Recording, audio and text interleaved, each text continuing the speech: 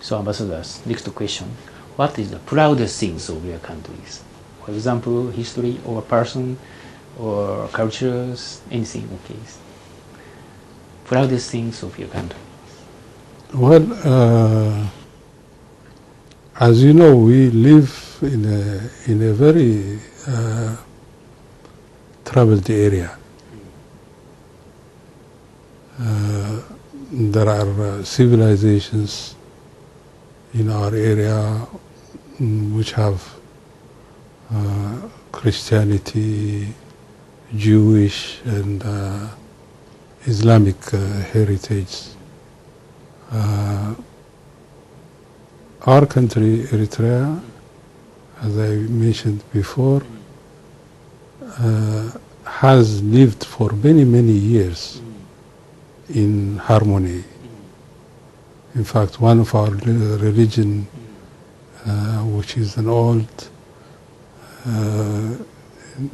Judaic and Christianity mixed religion, is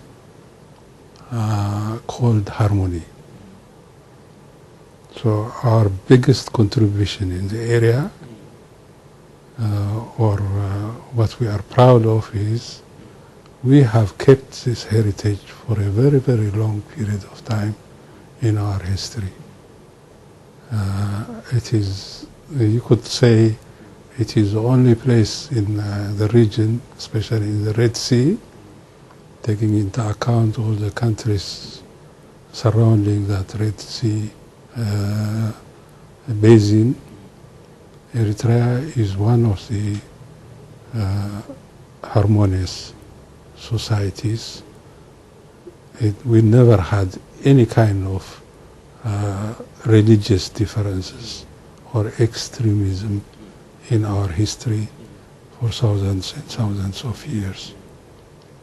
So this is one of the biggest things that we can contribute into the stability of that area, and this is one of the heritage which we protect as a population. So we have a hard-working people, honest people, and they are very proud of this history. This is a history of harmony of traditions and religions and culture. So, ambassadors, what is the pleasure in assignment in Tokyo? When do you feel in your enjoyment in your assignment in Tokyo? Well, in my assignment in Tokyo, I had being as the first ambassador of my country. Even though the relationship between Japan and Eritrea is very long, it started in 1935, but for me it's my first time as an ambassador to be here representing an independent country, Eritrea. So it has been quite a challenging. I have to be very responsible enough to make the relationship between the two countries is based on the full realization of the interest of the two countries. And I have also participated very actively in the TICAD process because I have been here for some time now. In the first TICAD, the third TICAD and the fourth TICAD, which was held. And I have seen the Japanese diplomacy growing and developing towards stretching its link towards Africa. And I hope this kind of dialogue with Africa, especially the last TICAD 4 decisions, which were mainly focused on trade and investment, will be enhanced between African countries and Japan. And this is one of the things that I could mention. But what were the challenges or the problems? I was very comfortable in Japan because this is one of the countries that I have personally served for my country, where there is, I could say, there is human security. I didn't feel much about the difference of poor or rich people. That's the wisdom that I have learned in this country. I have witnessed and experienced also the cultural harmonies that exist in Japan. Even though I'm not an anthropologist and I'm not well into that field or area, but I have experienced a peaceful Japan. And I always feel, sometimes of course, because it's very far from my home, I feel sometimes homesick, but I had never felt any problem in Japan, be it diplomatically, politically, or living here also as a person in Tokyo. So on the contrary, except homesick, there are some difficulties in assignment. Well, as you know, our relationship in the geopolitics is very unique because as a country, Eritrea was an Italian colony, and in Africa, Libya, Eritrea, and Somalia were Italian colonies.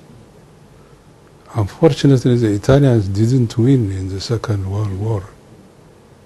So our history has been very complicated as a result of that. Eritrea was occupied by the British and the Allied forces. So we had a very complex history. Our parliament was dissolved. Our constitution was dissolved. Our newspapers were dissolved. Almost the country was wiped out of the map, and our right as people to self-determination and independence was denied by the winning powers. So we had gone through a difficult position even then. And during the Cold War period also, because of the geopolitical interest, Russia was involved in, USSR was involved in our area. So we had to face that complex situation also. So we are coming out as a country, as an independent country, which came out with no support, with no international support from outside. We won our independence. It was a very difficult stage. And of course, it might be very difficult for the big powers sometimes to realize this truth. So I might face sometimes some political pressure due to the United States or some powers in our area, because they want to implement some of their geopolitical interest into the region. Otherwise, I had no problem Yes. in this region. So, Ambassador, so thank you very much today. So, lastly, please, your message to Japanese people, please. Well, it's. I personally believe Japan is a country, is a civilization, it's a culture, it's people, which has a big responsibility. As we can see now, currently, we have competition of civilizations, or I would say some forces are trying to electrify the harmonious living of different civilizations. And from my experience here, I have seen the cultural values in this country. I have seen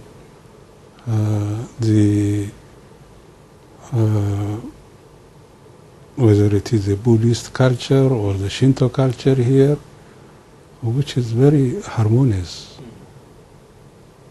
And Japan should make an effort, and people have to make, also the Japanese people have to make an effort to reach out and contribute into the harmony of the rest of the world.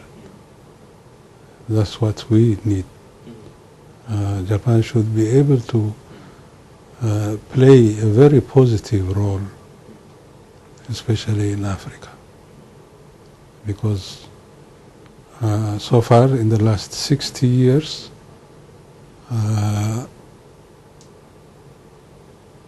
difficulties or clashes or conflicts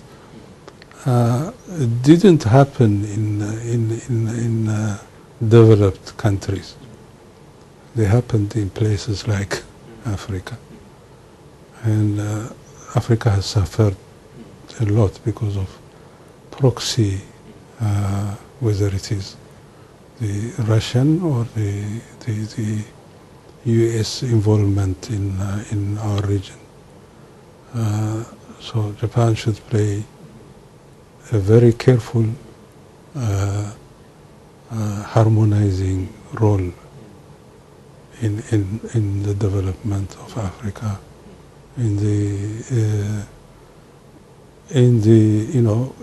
Africa is the future now. Whether we like it or not, Africa is the future, because it has a resource, it has a biodiversity, it has the potential of contributing into the economies which need this input.